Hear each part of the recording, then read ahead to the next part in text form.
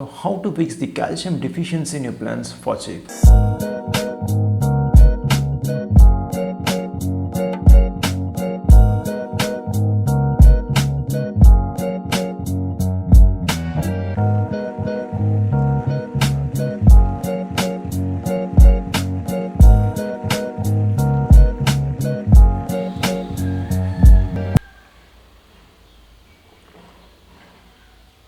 Hi, my name is PK and welcome to my channel. இந்த வீடியோல உங்க பிளான்ட்ஸ்ல இருக்க கால்சியம் டெஃபிஷியன்சி ப்ராப்ளமை சால்வ் பண்ற ஒரு ஆர்கானிக் ஃபெர்டிலைசரை எப்படி ஈஸியா, சீப்பா அண்ட் as well as குயிக்கா வித்தின் ஒரு 5 daysல எப்படி ரெடி பண்றதை பத்தி தான் பார்க்க போறோம்.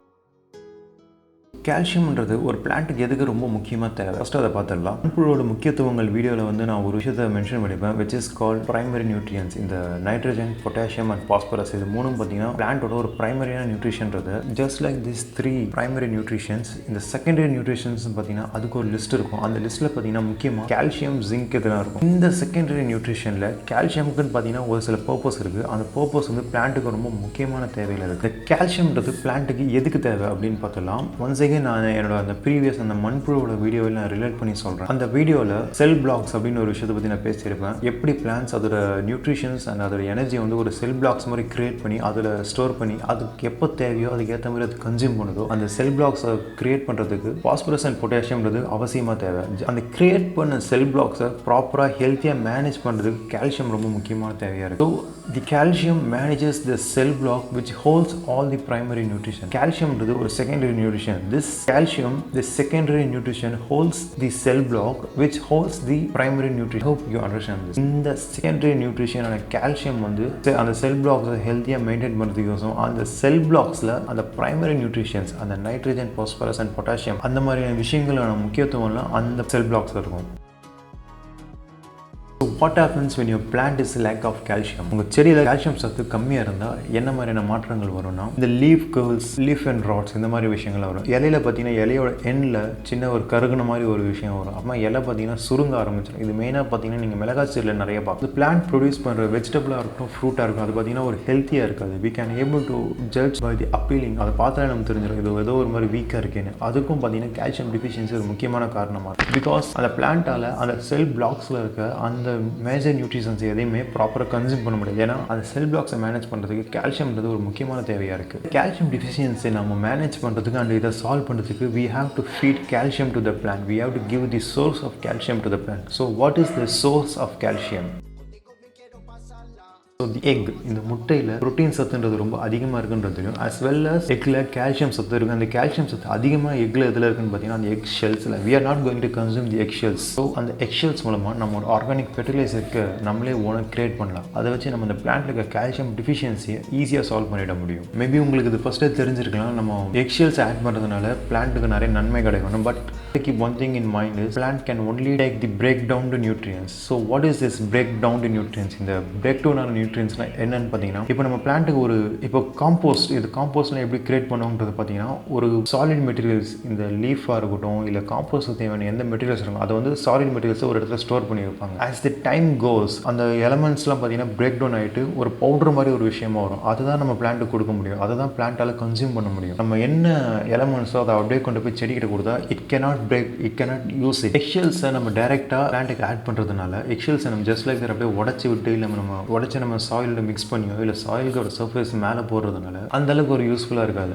அதனால ஒரு சில மைனஸஸ் தான் வரும். Because when you add eggshells above the soil அது ஒரு அன்னெசரியான இன்செக்ட்ஸ் அண்ட் பேர்ட்ஸை உங்கள் பிளான்ட்ஸ்க்கு அட்ராக்ட் பண்ணும். செகண்ட் திங், நீங்கள் மண்ணுக்குள்ளே எக்ஷெல்ஸை பிரேக் பண்ணினால பிளான்ட்டால் உடனே அதில் இருக்க நியூட்ரியன்ஸ் எதுவுமே அப்சர்வ் பண்ணிடும். Because eggshell nearly takes 6 to 8 months to break down and decompose in the soil. அந்த எக்ஷெல்ஸை மண்ணில் போகிறதுனால அது பிரேக் டவுன் ஆகிட்டு அது மண்ணோட மண்ணை மக்கிறதுக்கு குறைஞ்சது 6 to 8 மாதம் வரைக்கும் ஆகும். பிளான்ட்டுக்கு ஒரு இமீடியட்டான சொல்யூஷன் தேவை. ஸோ இதை நம்ம எப்படி பண்ணுறதுன்னு பார்த்தீங்கன்னா we have to break down it. நம்ம அந்த எக்ஷெல்ஸை பிளான்ட் உடனே கன்சியூம் பண்ணுற மாதிரி நம்ம அதை ரெடி பண்ணணும். அது ரொம்ப சிம்பிளான ஒரு விஷயம் தான்.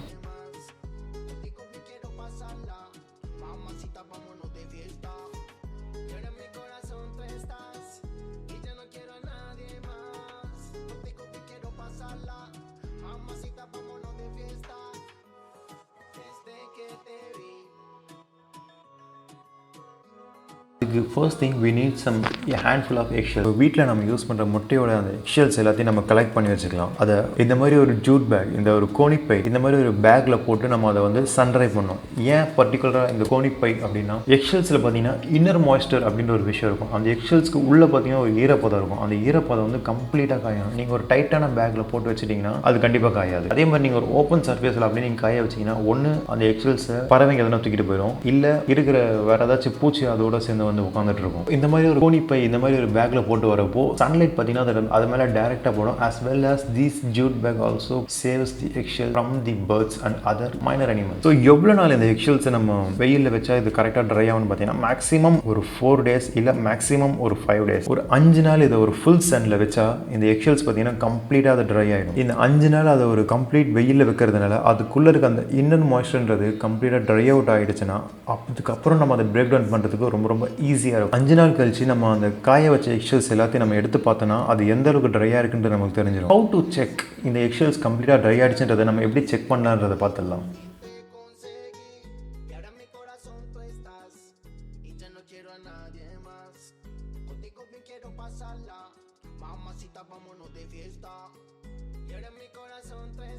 அதுக்கு நம்ம சிம்பிளாக அந்த எக்ஷெல்ஸ் எடுத்து நம்ம ஜஸ்ட் கையில் பிரேக் பண்ணாலே நமக்கு தெரிஞ்சிடும். ஒரு மாதிரி ரொம்ப க்ரம்பிளாக இருக்கும் அந்த எக்ஷெல்ஸ். நீங்கள் நார்மலாக எக்ஷெல்ஸ் எடுத்து இப்படி பண்ணிங்கன்னா அது இந்த அளவுக்கு க்ரம்பிளாக உடையாது. இந்த அளவுக்கு அது உடையணும்னா அதுக்கு குறைஞ்சது ஒரு 5 நாளாச்சும் அது வெயிலில் காயணும். இப்போ அந்த எக்ஷெல்ஸ் எல்லாமே கம்ப்ளீட்டாக வெயிலில் காஞ்சிருச்சு 5 நாள். அடுத்து என்ன பண்ணணும்னா இது ஜஸ்ட் அது அப்படியே ஒரு மிக்ஸி ஜாரில் போட்டு கம்ப்ளீட்டாக ஒரு பவுடர் மாதிரி அதை அரைச்சார். ஒருவேளை நம்ம மிக்ஸி ஜார் அரைச்சதுலேருந்து ஏதாச்சும் ஒரு வாசனை வருவான்னு கேட்டால் கிடையாது. பிகாஸ் நம்ம அதில் அந்த இன்னர் மாய்ஸ்டர் அப்படின்ற ஒரு விஷயத்தை கம்ப்ளீட்டாக ட்ரை அவுட் பண்ணிட்டோம். அந்த மாய்ஸ்டரில் தான் அந்த ஒரு ஆர்டர் இருக்கும். ஸோ நம்ம இது கம்ப்ளீட்டாக சன்ட்ரை பண்ணதுனால அதில் அந்த அளவுக்கு ஒரு பெரிய வாசனை எதுவும் வராது. நீங்கள் தாராளமாக இது மிக்ஸி ஜாரில் போட்டு கம்ப்ளீட் பவுடரை நீங்கள் அரைச்சிடலாம்.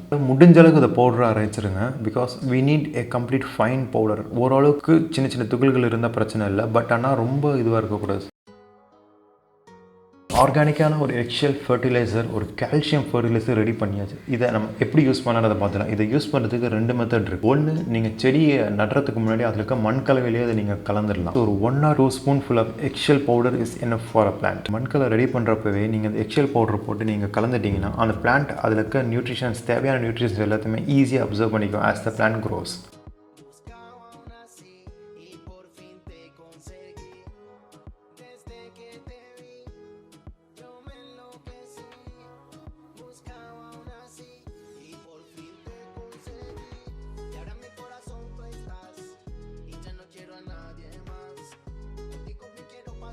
Second way of using this fertilizer, நம்ம எல்லாருக்கும் ஒரு ஹேபிட் இருக்கும். ஏன்னா 15 to 20 நாளுக்கு ஒரு டைம் நம்ம செடியோட நன்மைக்காக நம்ம காம்போஸ்ட் ஆட் பண்ணிகிட்டே இருப்போம். ஆட் பண்ணுறப்போ நம்ம என்ன காம்போஸ்ட் நம்ம யூஸ் பண்ணுவோம்? மோஸ்ட்டாக நம்ம யூஸ் பண்ணுறது எதுன்னு பார்த்தீங்கன்னா ஒன்று மண்புழு உரமாக இருக்கும், இல்லை எருவாக இருக்கும். இது ரெண்டுத்தையும் நம்ம ஆட் பண்ணுறப்போ காம்போஸ்ட் மெட்டீரியலோட இந்த எக்ஷெல் பவுடரை நம்ம ஆட் பண்ணிவிட்டு நம்ம எவ்வளோ செடி வளர்க்குறோமோ அதுக்கு ஏற்ற மாதிரி இதை ஆட் பண்ணிவிட்டு we have to mix it completely. அப்படி மிக்ஸ் பண்ணுறதுனால we are just simply incorporating the organic material to the compost. அதுக்கப்புறம் நம்ம செடி சுற்றி அப்ளை பண்ணிவிட்டு அது கிளறி விட்டு போதும். For I wind up this video, I have to also let you know, நீங்கள் நெட்டில் பார்த்துருக்கலாம் இந்த எக்ஷெல்ஸ் இதை வந்து தண்ணியில் ஊற வச்சு அந்த தண்ணியை வந்து ஸ்ப்ரே பண்ணுற ஒரு மெத்தட் நீங்கள் பார்த்துருக்கலாம். அது பண்ணலாமான்னு கேட்டால் அதில் மேபி பெனிஃபிட்ஸ் வரலாம், but also it has a negative side. என்னன்னா நீங்கள் எக்ஷெல்ஸ் தண்ணியில் ஊற வைக்கிறப்போ அது ஒரு வகையான ஒரு வாசனையை கிரியேட் பண்ணும். அது சகிக்க முடியாத அளவுக்கு இருக்கும். செகண்ட் திங், அந்த மாதிரி நீங்கள் ஸ்ப்ரே பண்ணுறப்போ எந்த அளவுக்கு அந்த ஃபெர்டிலைசர், அந்த லிக்விட் ஃபெர்டிலைசர் அப்சர்வ் பண்ணுதோ அதே அளவுக்கு இன்செக்ட்ஸும் அதை அப்சர்வ் பண்ணிச்சுன்னா உங்கள் செடிக்கு அந்த பூச்சி தாக்குதல்ன்றது வேறு வகையான பூச்சி தாக்குதல்ன்றது ரொம்ப ஈஸியாகவே வரும். பை யூசிங் திஸ் மெத்தட், இது வந்து ஒரு ஸ்லோ ப்ராசஸ் தான். ஆனால் இது வந்து ஒரு ஸ்லோ ப்ராசஸ்லேயே ஒரு லாங் டேர்மான ப்ராசஸ். சாயிலில் இந்த ஃபர்டிலைசர்ஸ் இருக்க வரைக்கும் பிளான்ட் அது தேவைக்கேற்ற மாதிரி அதை அப்சர்வ் பண்ணி எடுத்துக்கிட்டே இருக்கும். That's it for this video. இந்த வீடியோவில் ஒரு ஆர்கானிக்காக எப்படி ஒரு கால்சியம் ஃபர்டிலைசரை நம்ம ஈஸியாக வீட்லேயே வித்தின் ஒரு 5 days அண்ட் ஒரு சீப்பாக நம்ம எப்படி பண்ணுறதுன்றதை பார்த்துட்டோம். நம்ம அடுத்த வாரம் இன்னொரு வீடியோவில் பார்ப்போம். Until that, let's stay connected and create a better environment. Thank you.